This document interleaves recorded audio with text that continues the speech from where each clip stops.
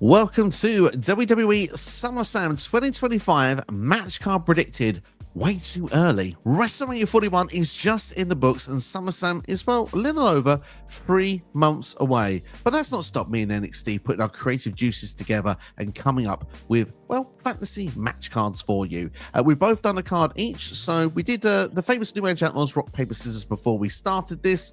So I'll be going first on this particular video. NXSteve will be going second. But NXSteve, welcome to the video, and just get your thoughts. Are you hyped for SummerSlam in MetLife Stadium? I mean, if I get my match card, yeah, maybe. It depends on what they book, really. That's the whole thing. And, like, honestly, some of these are, like, honestly really thrown together. But I'm hopeful that a lot of them probably could actually happen. Yeah, absolutely. I mean, actually trying to put head together of where we are at the end of WrestleMania, how Triple H likes to book shows, and where we could be moving forward. A part of me feels like, actually, I have a feeling that this could be quite a good SummerSlam card if this materializes. But of course, we could have a WWE draft. I've taken that into consideration in some of my match card here. So we're interested to see how things will play out. But as I say, let's dive into it. I'm going to start with some of my top matches and I'll work my way down the card. So, and remember, this is a 2-night event. So NXSteve and I, we've gone and made 12 matches each, which makes 6 matches per night. I've not done a night-by-night ratio, though, so we're going to start with the top matches and work our way down. So without further ado, we are going to go with the main event for, let's say, night 1 or night 2. It doesn't really matter. It's the rematch from WrestleMania. Yes, it is going to be John Cena defending the championship against Cody Rhodes. We're going to do it one more time. This time, John Cena and Cody, they know the score. Travis Scott will be at ringside. Will there be a final boss? There probably won't. He's probably not shown up in the few months in between Elimination Chamber to this point. But still, I think this is the placement which would be perfect for if Cody's the one to win the title back, to win the title back. I assume after the ending of WrestleMania, which, let's be fair, soured a lot of people. The story was, would Cody do the right thing or the wrong thing? Well, I think there has to be a match in the future where they have the option for him to do the right thing or the wrong thing again. And I think that's where Cody can say, I'm going to do the wrong thing, but not necessarily going to be a heel in doing so. Maybe it's one of those clever baby faces, if you will. So that's what I'm suggesting could happen here. And I think Cody Rhodes wins the championship, and that gives Johnson then a few months left under WWE to probably break away from whatever hell he's doing right now and transition back into a baby face for when he retires in December. See, I also have John Cena, but I do not have Cody Rhodes. For me, I have CM Punk. Look, there's a rivalry there, especially from the times when they booked Cena versus Rock at WrestleMania, and Punk wasn't given that time. I think that these two are bound to have a main event on a pay-per-view at some point. I've just gone with SummerSlam because I have something else booked for Cody Rhodes. So yeah, I've gone with that just because there is a history and a lineage. And for me, Cena still retains and carries on. He beats CM Punk. I love it. See, I do have actually John Cena and CM Punk having a match, but I've got it for Money in the Bank, and I have the same thing as like Cena will retain. I think that's the show where Cena will do a reverse on Punk and kiss, blow a kiss at Punk, go through the crowd at the end of it. So yeah, or just go through an R way himself because he doesn't want to be around the fans. Because yeah, that would sort of be John Cena at this point, wouldn't it?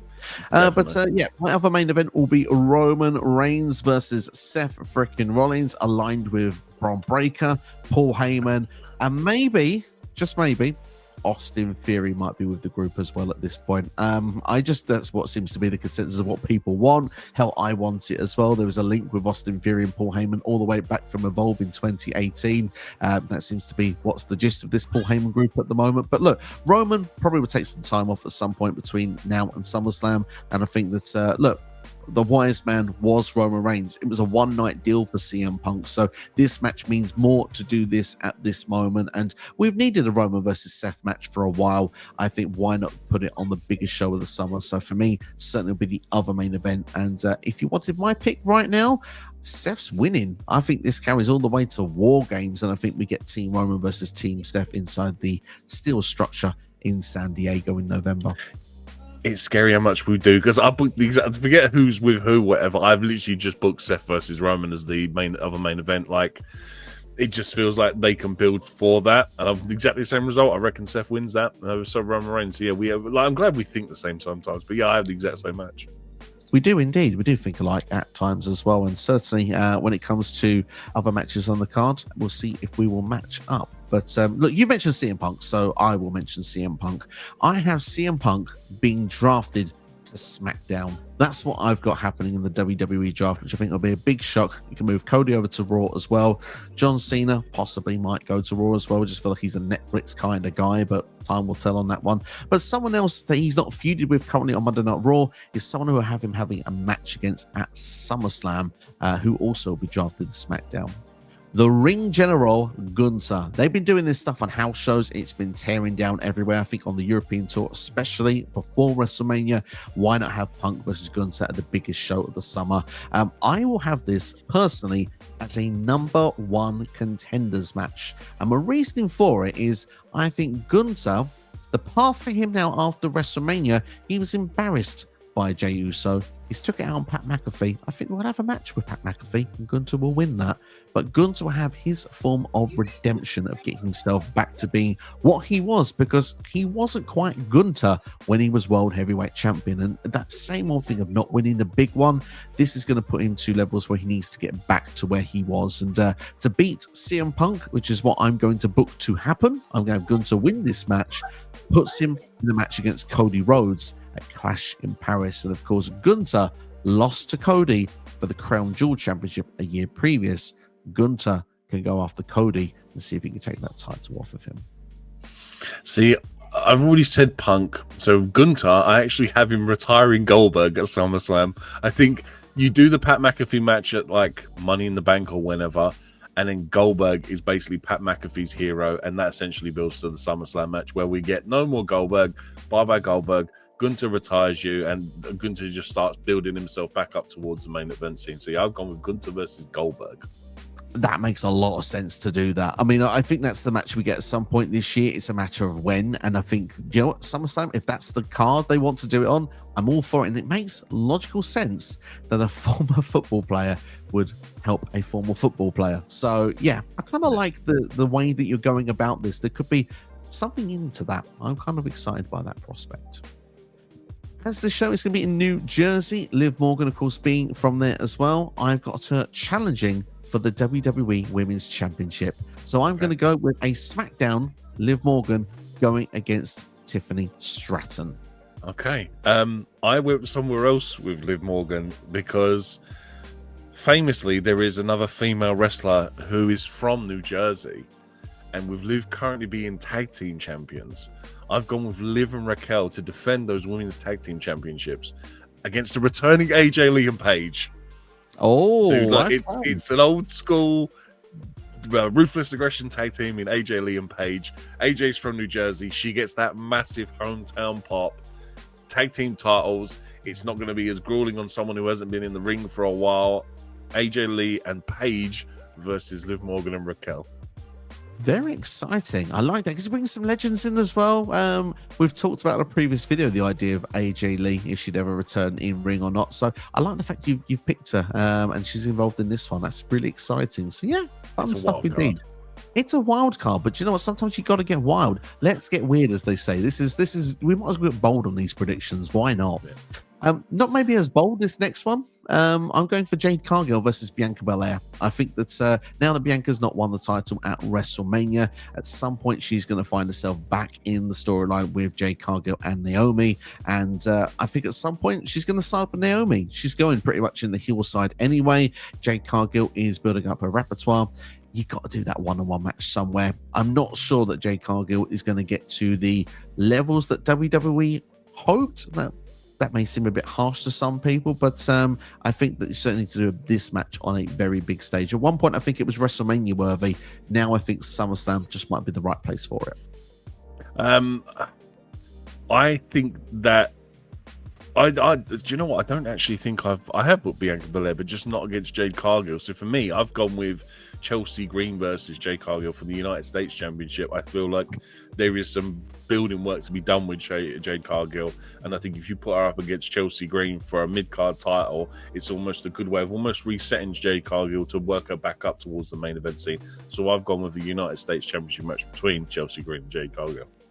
That's the level, by the way, that Jay should be at this particular time, not the top and the mid card. And I know that you've always said that you want Chelsea Green to be the one that will hold that title forever. Wins. Chelsea Green wins. The Jay Cargill don't win. But I think Jay should win that one if that was the case. But hey, outrageous. But that's just me. I'm quite outrageous. Next on the card, Rhea Ripley versus Charlotte Flair. Do this match one more time. We've had the feud with these two where they've gone through a couple of WrestleManias.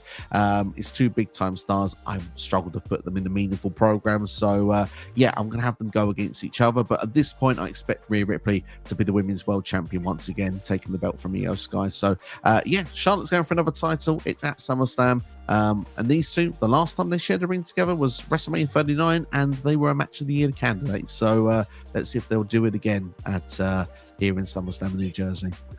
I criminally have not booked Rhea Ripley for SummerSlam. I instead have gone with Io Sky versus Bianca Belair instead.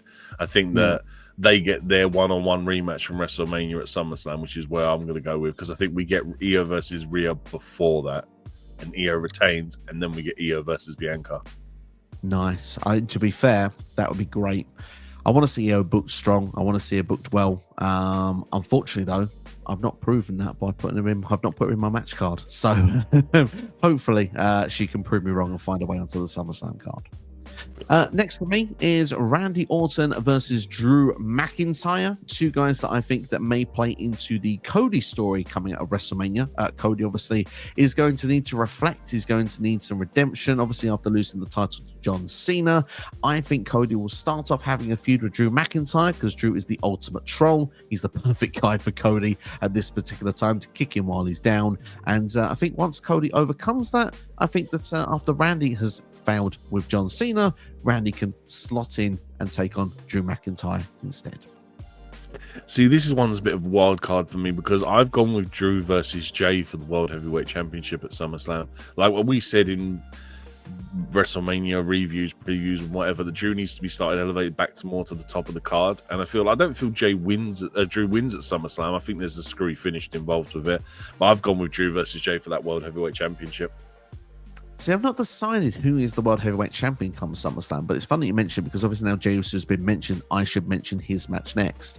If it was my choice, I think Seth would beat Jey for the title before SummerSlam, but for the purposes of the fact that Jey's currently the champion, and maybe for the match I'm going to book, let's say Seth's the champion going in, just helps what I'm going to say next. Jey Uso versus Logan Paul is the match I've got booked for SummerSlam.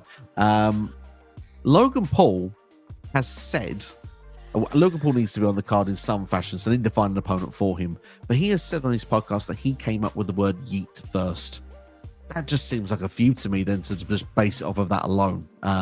If you have it for the World Heavyweight Championship, I think people might sour on the idea, but certainly I suppose people would want Jey Uso to win all the more. But Jey Uso versus Logan Paul, that's a match I'm going to put together here for this one.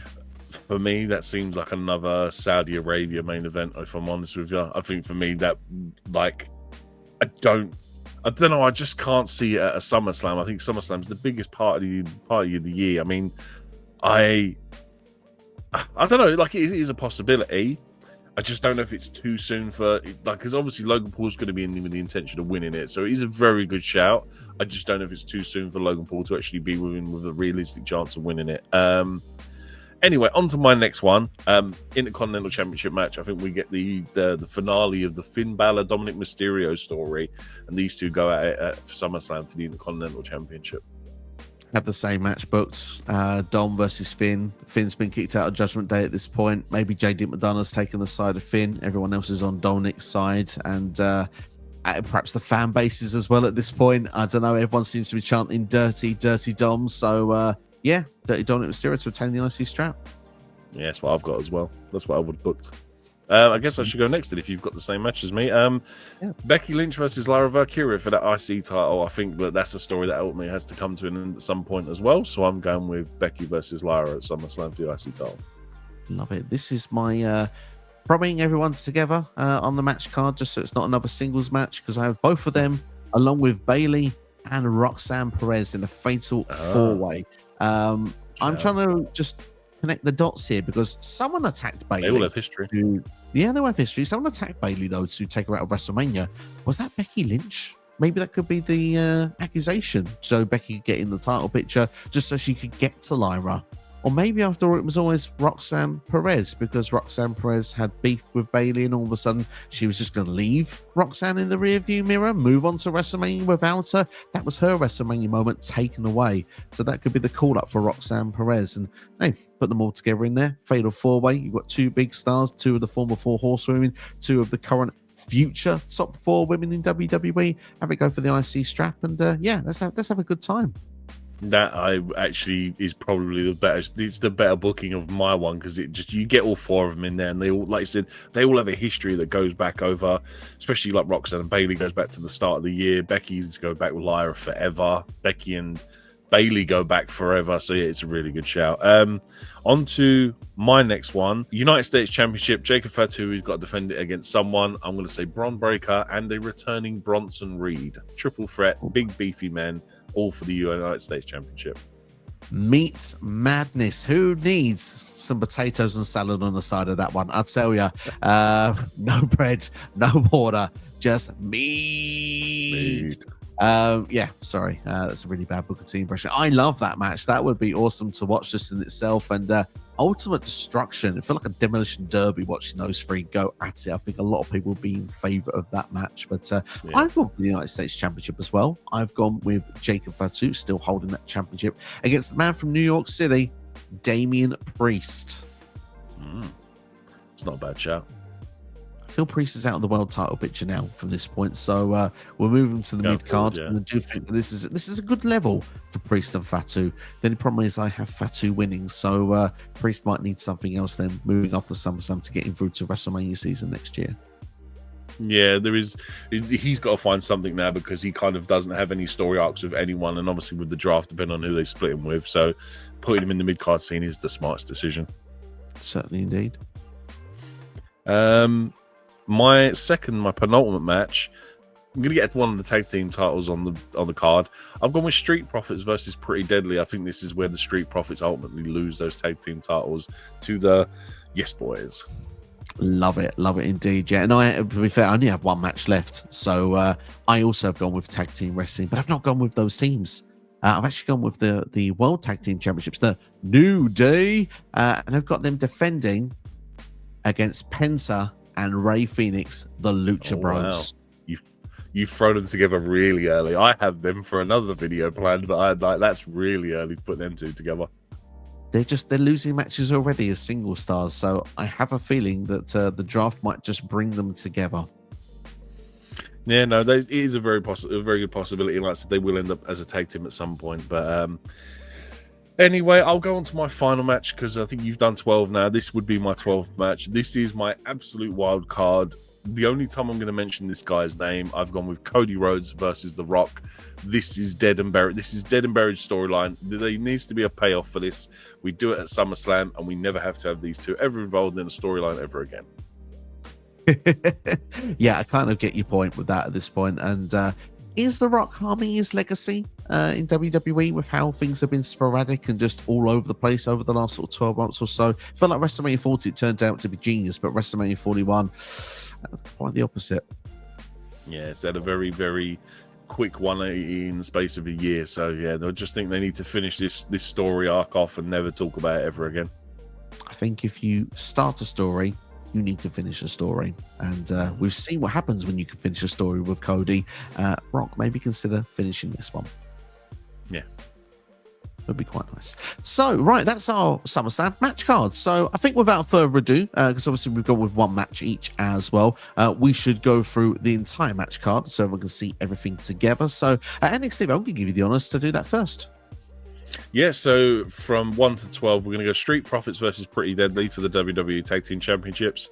A triple threat between Bron Breakker, Bronson Reed, and Jacob Fatu for the United States Championship. Becky Lynch versus Lyra Valkyria for the Women's Intercontinental Championship, although your one's better. Jey Uso versus Drew McIntyre for the World Heavyweight Championship. Io Sky versus Bianca Belair for the Women's World Championship. Seth Rollins versus Roman Reigns as one of your main events, either one. Then the rest carried on. Chelsea Green versus Jade Cargill for the Women's United States Championship. Balor versus Mysterio for the IC title. Goldberg retiring via Gunther. And then Liv Morgan and Raquel Rodriguez versus AJ Lee and Paige for the Women's Tag Team Championships. Cody versus The Rock. And John Cena versus CM Punk for the WWE Championship. Fantastic. I love that match card. If I was dished up with that for SummerSlam, I'd be quite a happy customer, I'll tell you. The barbecue would be going. I'd be having a great time, a few beers as well. But let's put the Barbie to a side for a minute. Let's have a slice of this match card and see if you like this one just as much. So for one of the night's main events, we'll go for night one. Why not? Roman Reigns versus Seth Rollins. Of course, with Seth's entourage, Paul Heyman's Dangerous Alliance. We've got Cody Rhodes going for the championship one more time against John Cena. We've got CM Punk versus Gunther. For the Women's World Championship, we've got Rhea Ripley versus Charlotte Flair. For the WWE Women's Championship, we've got Tiffany Stratton versus Liv Morgan. We've got Jade Cargill versus Bianca Belair. We've got Jey Uso versus Logan Paul, which may or may not have the World Heavyweight Championship involved. For the Women's IC title, we've got Becky Lynch, Lyra Valkyria, Bayley, and Roxanne Perez. For the United States Championship, we have got Jacob Fatu defending against Damian Priest. For the Intercontinental Championship, we've got Dominic Mysterio defending against Finn Balor. We've got the Lucha Bros trying to win the World Tag Team Championships from the New Day. And last but not least, a good old-fashioned grudge match of Randy Orton versus Drew McIntyre. Yeah, solid card, man. Like, either of them, I'm excited by it. The problem is will we even get anything close to any of these matches? Probably not, but it's always fun to speculate. So that's why it's fun doing it way too early, because in 3 months' time, we could be laughing, we could be crying. Well, more likely, we'll be laughing at ourselves or each other. But the thing is, though, what will you be thinking now? You're watching this video. Let us know in the comments below. Do you like the look of these cards? And if you fancy grabbing the pencil, have a go yourself. Let us know 12 matches you think we might see at SummerSlam 2025. NXSteve, massive thank you for being a part of the video. It's been great to have you on board as always. Big thank you to everyone watching as well. Look after yourselves and each other, and if you want to see more from the channel in the meantime, check out this video on the side of the screen right now. Thanks for watching. All the best. Take care. See you for the next one.